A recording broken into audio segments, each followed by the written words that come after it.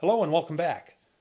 To borrow a phrase from the Star Wars series, the land of Nephi had a phantom menace, someone wielding influence and building a following in the shadows. We'll talk about them today. Also, we'll see the Nephite nation trying out the system of judges established by King Mosiah in our last video.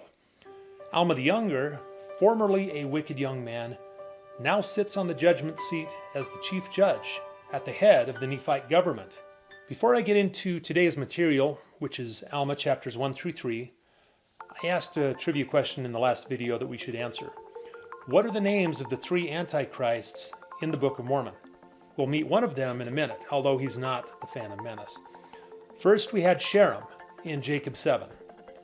Today's discussion will include Nehor in Alma chapter 1. And in a future episode, we'll discuss the third Antichrist named Korihor in Alma 30. By the way, this is a friendly reminder to subscribe if you haven't already. Mormon the narrator begins chapter 1 by setting the stage for what is about to happen. In verse 1, he tells us that King Mosiah had died and gone the way of all the earth. Nevertheless, it says, he had established laws, and they were acknowledged by the people, therefore they were obliged to abide by the laws which he had made. During his first year as chief judge, Alma needed to figure out what to do about Nehor. Nehor, it says, was, quote, a man who was large and was noted for his much strength. In Mosiah 26, Alma, who was Alma the Younger's father, had received a revelation that allowed Nephites to leave the church if they no longer believed in it. Nehor, as we will see shortly, had been working among the Lamanites and Nephite dissenters for a long time. Now, with the change in church policy from Mosiah 26, Nehor was able to gain Nephite supporters as well as Lamanite and dissenting supporters. Verse 3, and he had gone about among the people, preaching to them that which he termed to be the word of God, bearing down against the church, declaring unto the people that every priest and teacher ought to become popular, and that they ought not to labor with their hands, but that they ought to be supported by the people.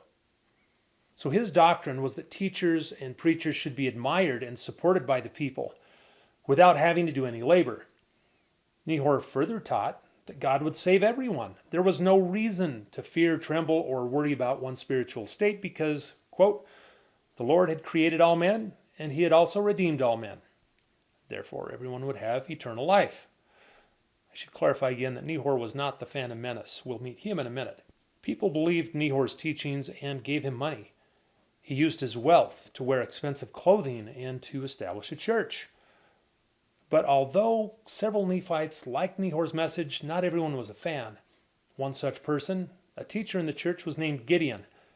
This is the same Gideon we met 60 years earlier as a strong young man. He's the one who attacked King Noah and chased him up his watchtower. He's also the one who came up with a strategy that allowed Lamanites people to escape from the Lamanites. When Gideon saw Nehor going about preaching, he had something to say about it. When Nehor met Gideon, it says, he began to contend with him sharply that he might lead away the people of the church. But the man, Gideon, withstood him, admonishing him with the words of God. Nehor was a persuasive guy, noted for his much strength, as we read earlier. But Gideon wasn't persuaded, and although he was at least 80 years old now, he was not intimidated. Now, because Gideon withstood him with the words of God, he, Nehor, was wroth with Gideon, and drew his sword and began to smite him. Now Gideon, being stricken with many years, therefore he was not able to withstand his blows, therefore he was slain by the sword.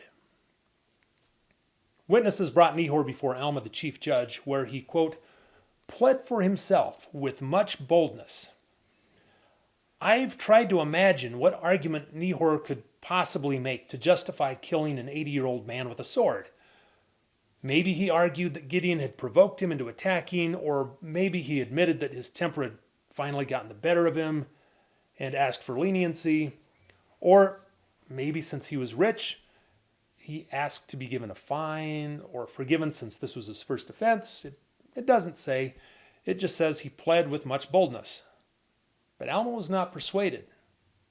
Alma said in verse 13, thou hast shed the blood of a righteous man.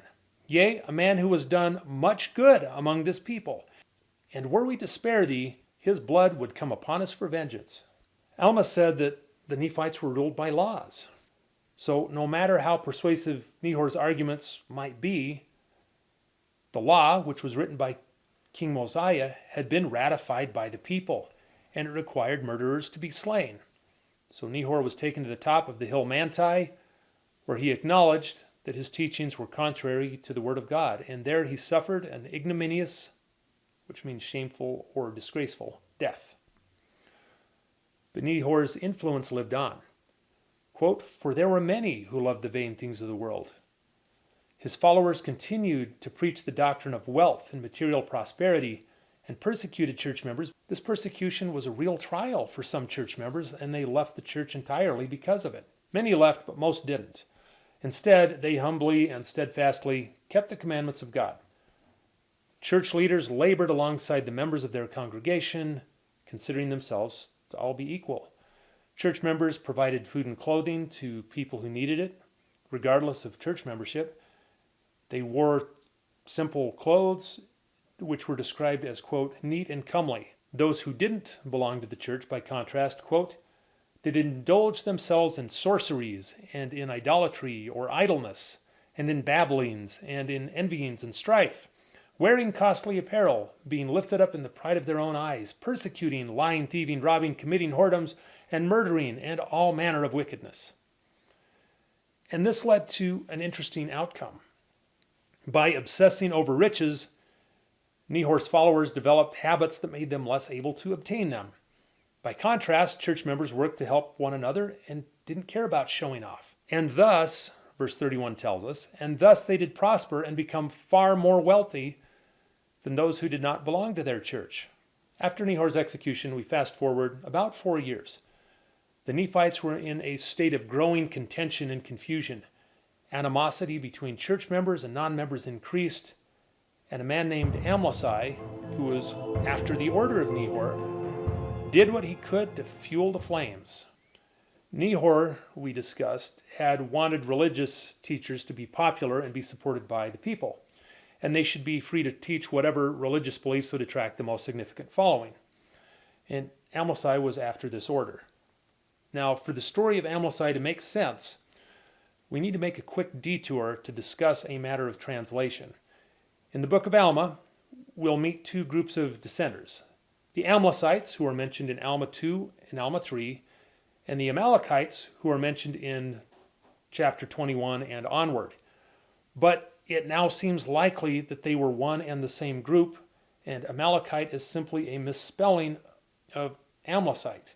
Royal Skousen is a BYU linguistics professor with the assignment, or opportunity, of going through Joseph Smith's original Book of Mormon manuscript, as well as the printer's manuscript, at least insofar as these documents have been preserved, and learning what he can from them. I don't have time today to go into all the details, but based on the original handwritten manuscript of the Book of Mormon, Skousen concluded that the word Amalekite should have been, quote, Amlicite in every instance. The short version is that there was a change of scribes, and the new scribe wrote it differently, which is why we have Amlicites in chapters 2 and 3, and Amalekites from chapter 22 onward. To be fair, there are those who disagree with this theory, but it makes sense to me, and it helps the story make a lot more sense, as you'll see in just a second. But because of this, going forward, anytime I see the word Amalekite, I will pronounce it as Amlicite. Here's why it matters. Alma chapter 2, where Amlici starts to exert influence among the Nephites, takes place in about 87 BC, 5 years after Alma became the first chief judge. This means that the sons of Mosiah left on their missions to the Lamanites at least 5 years earlier. It tells us in Alma 21 that Aaron, one of the sons of Mosiah, made his first stop in a city called Jerusalem, located on the borders of the land of Mormon. Verse 2, Now the Lamanites and the Amlicites and the people of Amulon had built a great city which was called Jerusalem. So at least 5 years before we meet Amlici in Alma 2, his followers and also the Amulonites, who were the descendants of King Noah's priests, had already finished building a great city. So they must have been in the area for a significant amount of time before that. And it came to pass that Aaron came to the city of Jerusalem and first began to preach to the Amlicites. And he began to preach to them in their synagogues. For they, the Amlicites, had built synagogues after the order of the Nehors. For many of the Amlicites and Amulonites were after the order of the Nehors. So, more than 5 years before we meet Amlici, and before we even meet Nehor, the Amlicites and the influence of Nehor were already well established among the Lamanites. They were setting up churches and exerting influence among them. So Nehor and Amlici were not a sudden flash in the pan. They had been among the Lamanites for a long time. And that will become important before we're done today. The Amlicites and followers of Nehor had been among the Lamanites for a long time, but the changes that we discussed in the last 2 videos now allowed Nehor and Amlici to expand their following into the land of the Nephites. In Mosiah 26, Alma allowed Nephites to leave the church, but still remain among the Nephites. In other words, you could now have non-believers among the Nephites. In Mosiah 29, King Mosiah changed the government so that the leaders were elected by popular vote. That may be why we see Nehor traveling around preaching the very first year after the government changed. And now we come back to Amlici. Amlici, it tells us, was a cunning man, and, quote, it was his intent to destroy the church of God. He had been simmering as an outcast among the Lamanites for a long time, and now he wanted his revenge. He used the historic tension between members and non-members of the church to fuel his popularity and to rally his supporters. Here's verse 2. And this Amlici had, by his cunning, drawn away much people after him, even so much that they began to be very powerful. And they began to endeavor to establish Amlici to be a king over the people. Amlici's campaign to be king reached a point where the government could no longer ignore it. So they held a vote. People gathered throughout the land and, quote, cast in their voices on whether Amlici should be king. And it came to pass that the voice of the people came against Amlici that he was not made king over the people. But Amlici, who is the phantom menace that I referenced at the beginning, wasn't done yet. There was rejoicing by the opposition throughout the land when he was defeated, when he lost the election, but it was premature. When Amlici, he could not become king by democratic means, he resorted to violence.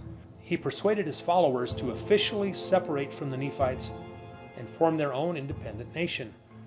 The newly formed group of Amlicites consecrated Amlici to be their king, and his first order of business as king was to command his subjects to arm themselves and conquer the Nephites. Let's pause for a minute. Amlici had just lost a national election, so he had to know that numbers were not on his side. But despite being outnumbered by the Nephites, he had an ace up his sleeve. Set that aside for a minute. He attacked the Nephites, but they were ready for the attack. Verse 12, the people of the Nephites were aware of the intent of the Amlicites, and therefore they did prepare to meet them. Yea, they did arm themselves with swords, and with scimitars, and with bows, and with arrows, and with stones, and with slings, and with all manner of weapons of war of every kind. Alma, the chief judge, governor, and high priest, personally led his people into battle. But although Amlici and his followers attacked with great strength, the Lord strengthened the Nephites, and soon the Amlicites were in full retreat. Alma and his army pursued the fleeing Amlicites, slaying as many of them as possible. Eventually the sun set, and the Nephites pitched their tents. A tally of bodies revealed that more than 6,000 Nephites and more than 12,000 Amlicites had been killed. Alma sent spies to follow the fleeing Amlicites and see what their next steps were going to be. The following morning, we find out what Amlici's ace up his sleeve had been. Alma's scouts returned in a panic, reporting that an army of Lamanites had joined the Amlicite army. The Amlicites had been exerting influence among the Lamanites for a long time, remember? And the combined army of Amlicites and Lamanites was marching on Zarahemla, the Nephite capital, with the land's inhabitants fleeing before them. When they heard this, the Nephite armies gathered their tents and ran towards Zarahemla. As they crossed the river Sidon, they were attacked. Verse 27, and behold, as they were crossing the river Sidon, the Lamanites and Amlicites, being as numerous almost as it were, as the sands of the sea came upon them to destroy them. What followed was a huge battle, with the Nephites eventually emerging victorious. However, the battles of this time had an unusual element when compared to battles of today. The kings and leaders were not sitting at a distance directing tactics and such. They were personally engaged in the conflict. At one point, Alma and Amlici fought each other personally, face to face with swords. At first, neither prevailed. Then in verse 30, and it came to pass that Alma, being a man of God, being exercised with much faith, cried, saying, O Lord, have mercy and spare my life, that I may be an instrument in thy hands to save and preserve this people. Now when Alma had said these words, he contended again with Amlici, and he was strengthened insomuch that he slew Amlici with the sword. The phantom menace was no more. Alma next attacked the king of the Lamanite army, but the Lamanite king fled, leaving Alma to fight against his guards. After killing the guards, Alma and his men cleared the bodies from the banks of the river, allowing the Nephite army to cross and attack the remaining Lamanite army. Despite having vastly superior numbers, the Lamanite army routed and fled. They were pursued to the northwest by the Nephite army until they reached a wilderness area called Hermounts, which wild and ravenous beasts infested. Verse 38, and it came to pass that many died in the wilderness of their wounds, and were devoured by those beasts, and also the vultures of the air. And their bones have been found and have been heaped up on the earth. How convenient for Amlici that a Lamanite army decided to attack the Nephites at the same time that he did. But how inconvenient that they arrived a day late. This was probably why Amlici, who knew that he was outnumbered, was willing to attack the Nephites. He had probably coordinated a joint attack with the Lamanites. Amlici would attack Zarahemla from one side and the Lamanites would attack from the other, but maybe the Lamanite king misread the calendar. Whatever the reason, looks like he was a day late. Alma 3 begins with the Nephite army burying, literally, numberless fallen soldiers. Quote, the number of the slain, it says, were not numbered because of the greatness of the number. When they finished, they returned towards Zarahemla, passing many locations where fields had been trampled and women and children had been murdered. They didn't bury the fallen Amlicites and Lamanites. The bodies of enemies who had died on the bank of the river Sidon were cast into the river and allowed to drift out to sea. It was easy to identify the Lamanites because they had dark skins, loincloths, and shaven heads. One might wonder how the Nephites would have been able to distinguish Amlicites, because they had been born Nephites, and they should have been physically indistinguishable from the Nephites. So Mormon gives us the answer in verse 4. And the Amlicites were distinguished from the Nephites, for they had marked themselves with red in their foreheads after the manner of the Lamanites. Nevertheless, they had not shorn their heads, like unto the Lamanites. Because the Amlicites had chosen to rebel against God, Mormon said in verse 18, it was expedient that the curse of being marked should fall upon them. Mormon explained that wicked people brought their curses upon themselves, and he used the Amlicites as an example. Verse 18, now the Amlicites knew not that they were fulfilling the words of God when they began to mark themselves in their foreheads. Nevertheless, they had come out in open rebellion against God. Therefore, it was expedient that the curse should fall upon them. And then Mormon made his point. Now I would that ye should see that they brought upon themselves the curse. And even so doth every man that is cursed bring upon himself his own condemnation. Then a second Lamanite army attacked. Alma was recovering from injuries from the first time, and he could not go to war. But he sent an army, and the army drove the Lamanites from the land, and they had no more trouble from their enemies for a while. Now we'll end with the trivia question. Alma was the first judge over the people of Nephi. Who was the second? Who was the second chief judge over the Nephites? If you know, leave a comment with the answer. And we will see you next time.